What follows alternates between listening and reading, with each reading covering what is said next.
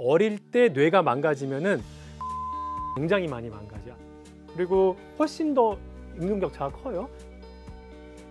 그럼 우리가 어떻게 될 거냐? 굉장히 중요하다. 제발 그러지 좀 말자. 들을수록 똑똑해지는 지식 뉴스. 일단은 인구 문제가 사람이 좀 줄면 좋은 거 아니야? 좀 줄면 어때? 약간 이렇게 생각할 수도 있잖아요. 그렇잖아요. 근데 사실은 아주 틀린 말은 아니에요.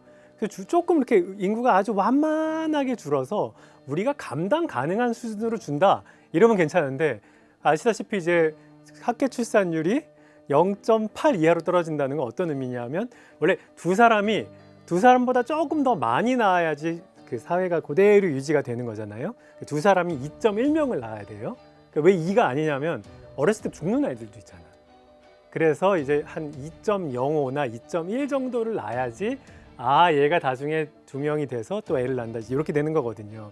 그런데 0.8이라는 거는 사실 약간 그 상상 불가능한 수준이고 이게 만약에 이제 우리가 뭐 쥐나 다른 동물처럼 이렇게 턴오버가 빨리 이렇게 빨리 죽고 빨리 낳고 이러는 거면은 이건 종멸종 단계로 가는 거구나. 그러니까 이런 개념인 건데 사실 이제 다른 나라들도 다 낮아지고 있지만 문제는 우리가 특별히 빨리 낮아지고 있다는 게 문제인 거죠. 네, 안녕하세요. 저는 연세대학교 의과대학에 근무하고 있는 김현철 교수입니다. 그럼 뭐가 문제냐 생각했을 때 첫 번째, 일단 일할 사람이 없다. 뭔가 젊은 사람들이 주로 일을 하는데 일할 사람이 없다는 게 일단 큰 문제인데 또 어떤 분들은 이렇게 얘기해요. 야, 이제 뭐 AI 시대가 와서 다 직업이 없어지는 파당에 뭐 더 좋은 거 아니야? 이렇게 할 수도 있는데 사실 궁극적으로 어떤 게 더 문제냐면요. 부양비예요.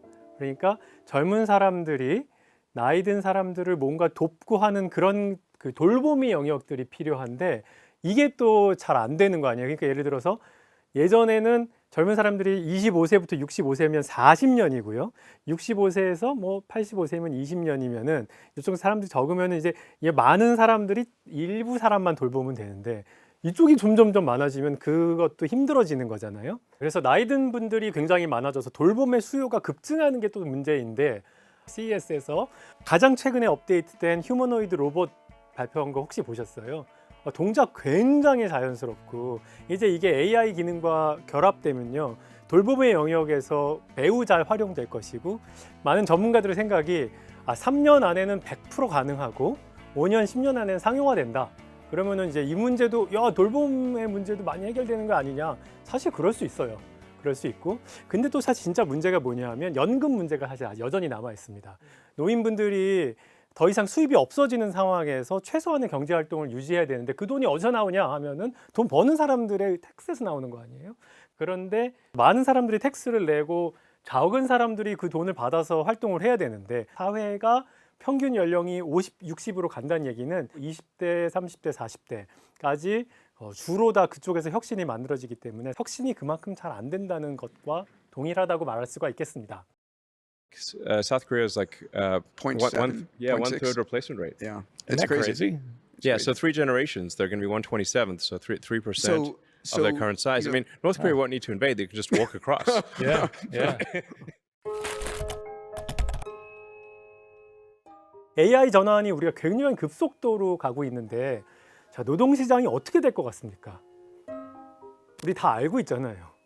지금 젊은 친구들이 취업할 자리가 갑자기 급격하게 줄어들고 있다는 사실을 우리가 사실 많이 알고 있고요. 그래서 이제 AI 대혁명 시대에 노동시장이 양극화될 것이라는 것은 우리가 충분히 예측 가능한 일이고요. 자, 그랬을 때 그러면은 극소수의 창조적인 인물들은 계속 여전히 우리가 길러내야 되고 나머지 친구들은 그럼 우리가 어떻게 될 거냐 했을 때 한번 또 질문을 하겠습니다. 자, 1번 죽도록 지금처럼 열심히 공부를 가르쳐야 된다. 2번 잘 먹고 잘 살기를 가르쳐야 된다. 잘 먹고 잘 살기라 하면 아동이 이렇게 우리가 좀 건강하고 정신적으로 풍요롭고 정서와 사회성이 좋고 이런 사람들을 길러내는데 우리가 주안점을 둬야 될까요? 공부를 열심히 하는 거에 주안점을 둬야 될까요? 1번 공부 한번 손들어 보십시오. 2번 사회성, 정서적 안녕 한번 손들어 볼까요? 당연히 2번이잖아요. 근데 우리 안 그러고 있죠. 우리 사회는 여전히 공부 중심적이고요. 근데 안타깝게도 교육 정책에서 이런 부분들이 아직 지금 빈 공간입니다. 미래에 네. AI가 도입이 된 환경, 또 지금 정부도 AI 시대를 굉장히 주장을 하고 있잖아요. 네네. 근데 그런 시대를 봤을 때는 지금 길러내는 아이들은 거기에 좀 더 맞춰야 되지 않나요? 그러니까 AI가 대체하지 않은 사람, 대체하기 어려운 쪽으로 최대한 사람들을 길러내야지 공부 잘하는 게 AI가 대체하기 쉬운 거거든요. 그러니까 제가 보건경제학자인데요. 제가 최근에 제 지식 테스트를 그 챗GPT랑 하다가 무슨 테스트를 하냐면 보건경제학 페이퍼가 이렇게 딱 왔을 때 제가 이제 주요 논문의 에디터라고 해서 그 논문을 심사하는 거예요. 누가 심사 잘하나 경쟁을 한번 해본 거지. 아유, 한 2년 전 처음 나왔을 때만 해도 제가 좀 앞섰거든요. 지금은 제가 져요, 확실히. 아, 이게 뭐 이제 공부 잘하는 거로는 이거는 더 이상 경쟁 불가능. 그거는 되게 클리어해진 것 같고요. 지금은 이제 그 인공지능이 이기는 시대입니다. 그래서 더 이상 우리가 공부로 무언가 하는 것은 아니 여전히 근데 필요는 하겠죠. 우리가 뭐 기본적으로 숫자는 잘 셀 줄 알아야 되고 막 그래야 하지만 그걸로 무언가 엄청난 브레이크스루를 이루는 거는 진짜 극소수의 인물만 필요한 사회가 될 것이고 대다수는 내가 굉장히 우리의 행복을 추구할 수 있는 사회, AI 유토피아를 굳이 그려본다면 되게 어려운 점들도 많이 있겠지만 어쨌거나 우리가 나가야 될 방향을 굳이 얘기한다고 한다면은 AI가 리플레이스 할 수 있는 영역이 아니라 AI가 도저히 리플레이스먼트 할 수 없는 영역인데 그건 뭐냐 하면 인간과 인간 사이의 유대. 그렇죠? 우리 서로 사랑하기, 우리 서로 감싸주기. 이런 건 AI가 못하는 거 아니에요. 그렇죠? 그래서 우리는 이런 쪽으로 가야 된다라고 제가 말씀을 드릴 수가 있습니다.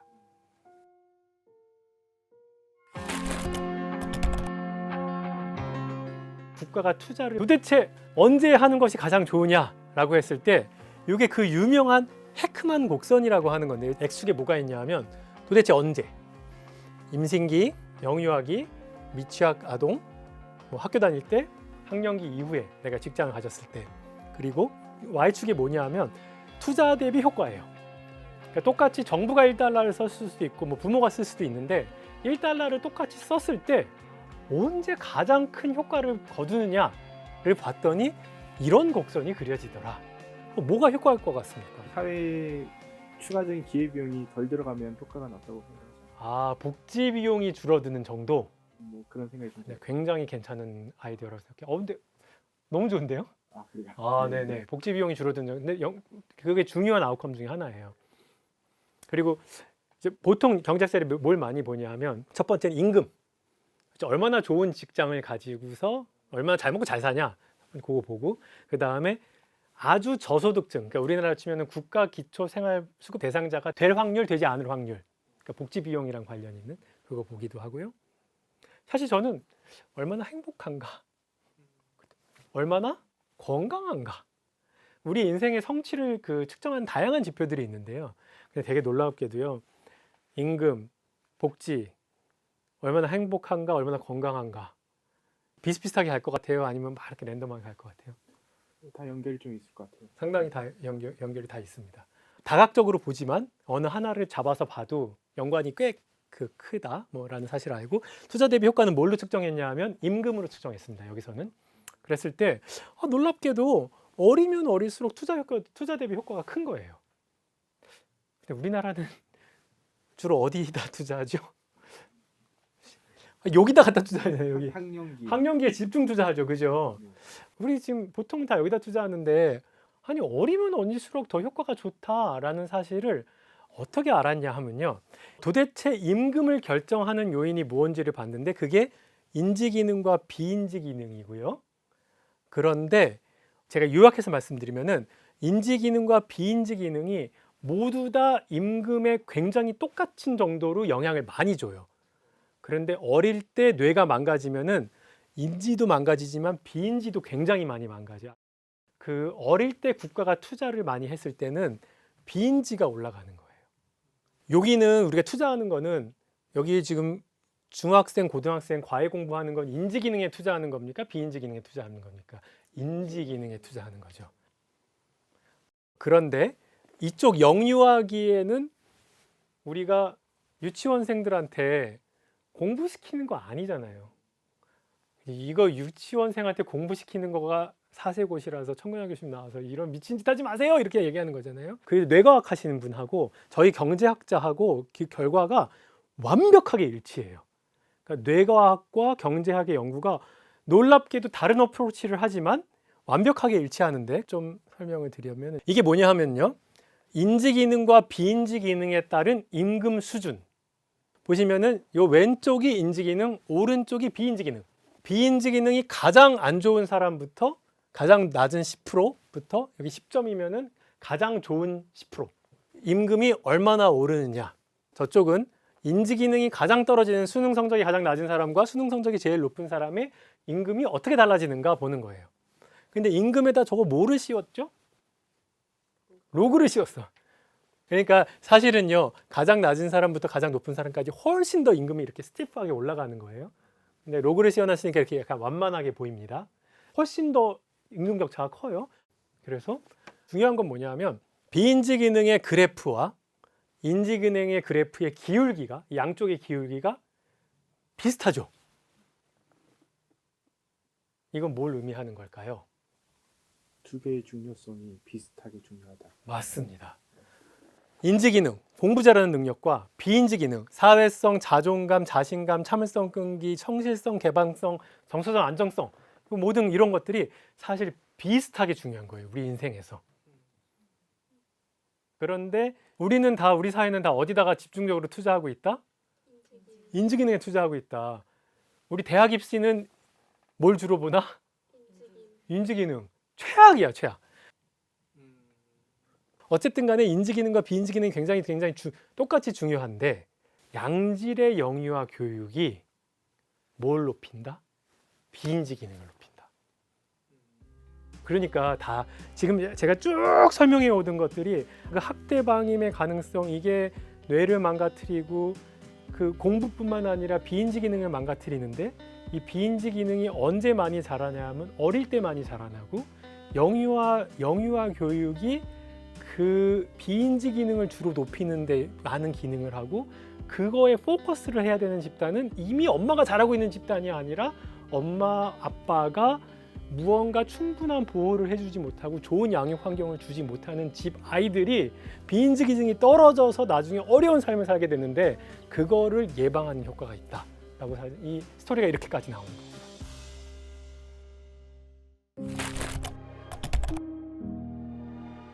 어린 시절 환경은 굉장히 장기적인 영향을 주는데, 영유아기 때 불운했던 사람들은 어른이 돼서도 그러니까 뭔가 아주 힘든 삶을 살 가능성이 높은데, 사람들이 이제 궁금해하는 거예요. 야, 그러면은 자, 너 어릴 때 불운했는데 나중에도 불운한 게, 이게 어릴 때 불운의 요인이 있을 수도 있지만 뭔가 되게 나쁜 유전자를 받을 수도 있는 거잖아요. 그렇죠? 그런 거야.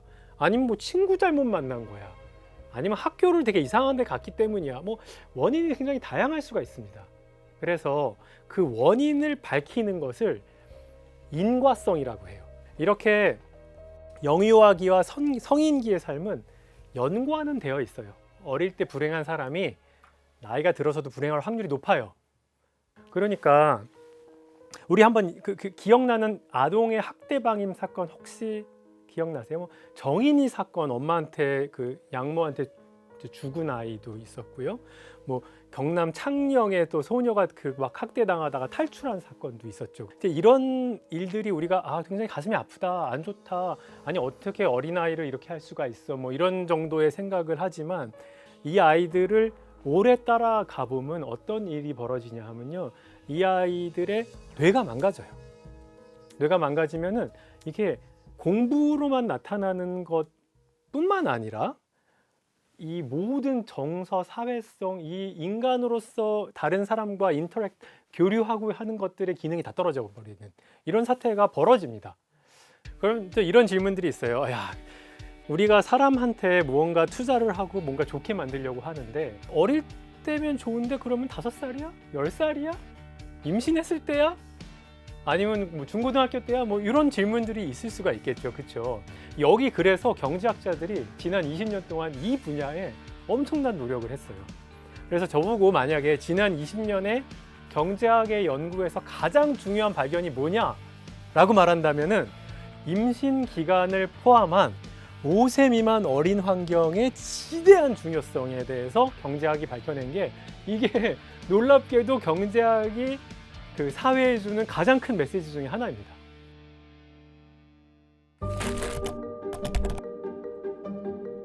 사실상 이제 우리나라에서는 가정의 영역으로 좀 넘어가 있는 영역인 것 같은데 국가가 뭔가 조금 나서서 영유아기에 지원이나 보조를 좀 해줄 수 있는 게 있나요? 그러니까 저는 이제 크게 두 가지입니다. 보면은 아주 어릴 때 태어나서 무언가 우리가 국가가 개입할 여지들이 또 있고요. 그 다음에 조금 그 3세, 4세, 5세, 6세가 가능한 얘기죠, 그렇죠? 그런데 지금 우리나라의 사실 현실적인 문제는 뭐냐 하면요, 그 1세, 2세에서 부모가 굉장히 잘 할 수 있음에도 불구하고 너무 많이 어린이집에 보내는 게 오히려 사실 우리는 문제예요. 1세, 2세 때 보내는 거. 그러니까 OECD에서는 어떤 레코멘데이션이 있냐면요, 할 수만 있다면 웬만하면 부모가 마라. 근데 어쩔 수 없는 경우, 그래서 어린이집 그 취원율이 30% 넘지 마라. 그게 레코멘데이션이에요. 근데 우리나라는 엄마가 특히 직장에 있으면은 안 보내고 못 빼겨서 지금 억지로 가는 거잖아요. 전 세계에서 어린이집 취원율 1위예요. 부적절한 거예요. 사회가 사실은 어떤 게 제일 중요하냐 하면, 내가 꼭 일을 해야 돼서 어린이집 가야 되면 또 가야 되는 거지만, 내가 키우고 싶은데 키울 수 없는 게 문제야. 그러니까 내가 키울 수 있는 사람들은 키울 수 있어야 되고요. 그러니까 여기 그래서 어쨌든 3세, 4세, 5세, 6세부터는 어린이집 어느 정도 가야 돼요. 그러면서 사회성 배우고 이렇게 굉장히 중요하고. 근데 0세, 1세, 2세는 뭐냐 하면은 여기서 학대 방임을 예방해야 되고요. 뭔가 리스크가 있는 집단은 사실 조기에 인터벤션이 들어가야 돼요. 그래서 중요한 게 뭐냐 하면, 저는 그래서 오늘 보편적 가정방문 서비스에 대해서 좀 말씀을 드리려고 그래요. 제가 미국에서 애를 낳았어요. 제가 이제 미국 대학 교수였는데 거기서 애를 낳았는데, 둘째가 사실 우리 이제 임신기에 무슨 바이러스에 감염이 됐어요. 그래갖고 이제 좀 그 위험 임신이 된 상황이었어요. 그래서 애가 이제 조금 걱정이 됐는데, 그랬을 때 깜짝 놀랐던 게 전화가 오더라고요. 국가에서 나오는 가정방문 서비스인데, 이제 아이가 제대로 잘 자라는지 우리가 적극적으로 모니터링 해드리겠다. 필요한 것이 뭔지 저희가 잘 알아봐드리겠다. 착착착착 리퍼럴도 해주고 필요한 서비스를 딱딱딱딱 연결해주는 코디네이터인 거예요. 이런 제도가 미국에서는 존재했어요. 그래서 이게 조기 발견, 조기 개입이 굉장히 중요합니다. 아까 말씀드린 사각지대를 특별히 찾아야 되고, 출산 후에 엄마가 막 아프고 산후 우울증이 누구한테 올지 몰라요. 그리고 이제 남편과 아내가 갈등이 많고 이런 집들은 아무래도 리스크가 큰 집이거든요. 이런 집일수록 부모가 약간 호플리스해지는 그런 경우가 있어요. 이런 상황에서 진짜 누군가 잘 우리를 한번 더블 체크해주고 꼭 필요한 서비스가 내가 다 모를 수 있는데 그런 거를 연계해주는 코디네이터 같은 것들이 이제 0세, 1세, 2세에는 꼭 필요하다라고 말씀드릴 수가 있겠습니다. 제가 미국의 서비스는 보편적으로 일단은 먼저 찾아온다고 말씀드렸잖아요. 그랬을 때 이제 연계를 해줘서 제공되는 프로그램들이 그냥 아무 프로그램을 하는 게 아니에요. 미국 정부는 반드시 효과 검증 단계를 먼저 밟습니다. 그래서 효과가 검증된 프로그램에는 되도록이면 돈을 아끼지 않고 열심히 쓰고, 검증 안 되는 거는 굉장히 조심스럽게 먼저 검증하고 오라 이러는 거예요. 사실 요거가 경제학자들이 굉장히 제일 좋아하는 근거 기반 정책. 헛돈 쓰지 말자 우리. 네, 그래서 미국의 이 가정방문 프로그램은 딱 그런 식으로 다 디자인되어 있다는 것이 굉장히 큰 장점입니다. HFA는 가장 광범위하게 이제 보급되고 있는 영유아기 근거 기반 가정 모델 중에 하나인데요. 프로그램을 참여한 지 7년이 지난 시점에 다시 한번 이제 그 검증 연구를 했을 때 참여 집단이 통제 집단에 비해서 신체적 학대가 더 적게 나타난 것으로 보고되고 있습니다. NFP는 45년 이상의 연구를 통해서 이제 그 효과가 축적된 프로그램인데요. 이 프로그램이 종료된 4년 이후의 어떤 추적 조사에서도 참여 아동의 인지 발달과 언어 능력이 참여하지 않은 집단보다 더 높고 행동 문제가 적은 것으로 나타났습니다. 그러면 미국의 가정방문 그 프로그램은 이미 이제 검증이 다 돼서 완전 정착된 프로그램입니다. 그렇죠. 오래됐으니까 이제 정착이 되는데, 항상 근거를 만든 프로그램들을 거기에 입히는 거예요. 그러니까 프로그램은 존재하지만 그 컨텐츠는 바뀔 수 있잖아요. 이런 거 필요한 애는 이렇게 해줘야겠네. 이런 거 필요한 애는 이렇게 해줘야 되는데 그런 거가 어떻게 결정된다? 근거가 학자들이 만든 거를 가지고서 이렇게 한다라는 거죠.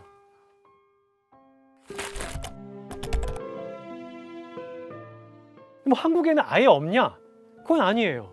얼마 전부터 한국에 생애 초기 건강관리 사업이라는 것이 도입됐어요. 그래서 진짜로 이제 보건소에 그 간호사 같은 분들이 그 직접 가정 방문을 하거든요. 퀴즈, 우리나라는 알아서 찾아올까요? 아니면 내가 신청해야지 찾아올까요? 신청을 해야 될 것 같아요. 신청해야 돼요. 우리나라는 여전히 약간 신청주의인 거고요. 고위험 가정들 같은 경우에는 그래서 꼭 중요한 게 고위험 가정에 특별히 집중할 수 있어야 되고요. 그러려면은 그 간호사가 한 번 방문하는 그것도 중요하고 병원에서 아기 낳았을 때 레포트하는 게 중요합니다.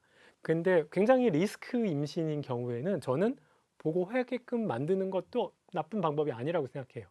그러면은 어떻게 돼요?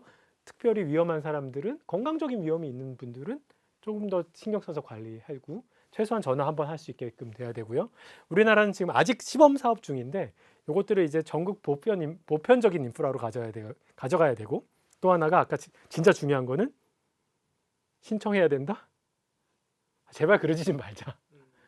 먼저 좀 찾아가자. 한국은 신청주의 복지 체계 한계를 안고 있는데요.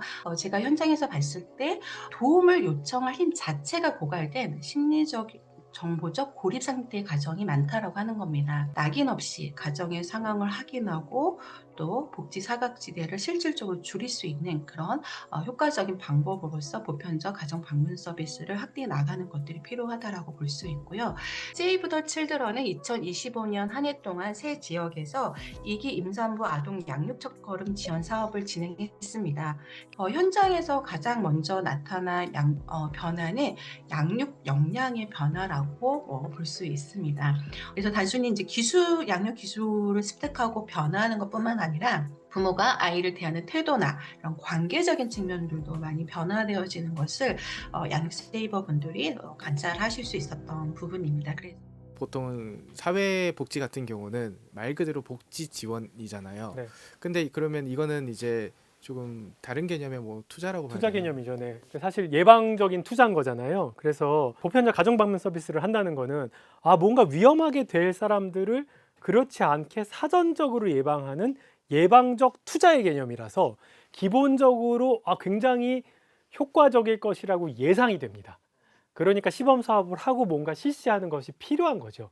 그렇지만 늘 악마는 디테일에 숨어 있다고 사람들마다 니드가 다 다르고 필요가 다른데 그거에 맞는 서비스를 가져야 될 거 아니에요? 그런 거는 끊임없이 사업들이 뭔가 더 발전해야 되는데 그런 것들을 통해서 그런 것들을 사업을 하면서 계속 에비던스를 만들어야 되고 새로운 걸 하는 데랑 예전 거를 해보는 데를 계속 비교하면서 더 좋아지는지 혹은 더 나빠지면 그렇게 하면 안 되는 거니까 그런 것들을 계속 비교해야 된다라고 말씀드리겠습니다. 복지의 기본 개념은 인간다운 삶을 살게 하고 사회 안정망을 까는 거는 그건 사실은 기본으로 까는 거고요. 근데 이것만으로는 모두가 설득이 안 돼요. 어떤 사람들은 내가 왜 저 사람들 복지를 위해서 돈을 내야 돼? 라고 말을 할 수가 있어요. 근데 그런 사람들까지 설득할 수 있는 논리는 이게 투자라는 사실이에요. 그래서 우리 사회에 궁극적으로 더 도움이 된다는 사실을 말씀드리고 싶어요. 보편적인 복지 국가에서 되게 캐치프레이즈로 유명한 게 요람부터 무덤까지입니다. 근데 현대 경제학이 밝힌 거는 뭐냐 하면 임신부터 무덤까지라는 사실을 우리가 알았고요. 그 중에서도 가장 중요한 거는 어린 시절이 너무너무 중요하다는 사실을 우리가 밝혔고요. 그 중에서도 더 중요한 거는 그냥 저소득층의 어린아이들 진짜 제일 중요하다는 사실을 오늘 말씀드렸습니다. 패러다임이 바뀌어야 됩니다. 네, 그렇습니다. 그래서 점점 복지를 두텁게 깔지만 특별히 두텁게 깔아야 되는 집단의 사람들로 우리가 점점 더 밝혀낸 것이고요. 그런 사람들한테 투자했을 때 그냥 복지뿐만 아니라 그것이 국가에 도움이 되는 투자가 될 수도 있다는 사실을 오늘 제가 말씀드린 것 같습니다. 교양이를 부탁해 여기까지입니다. 감사합니다.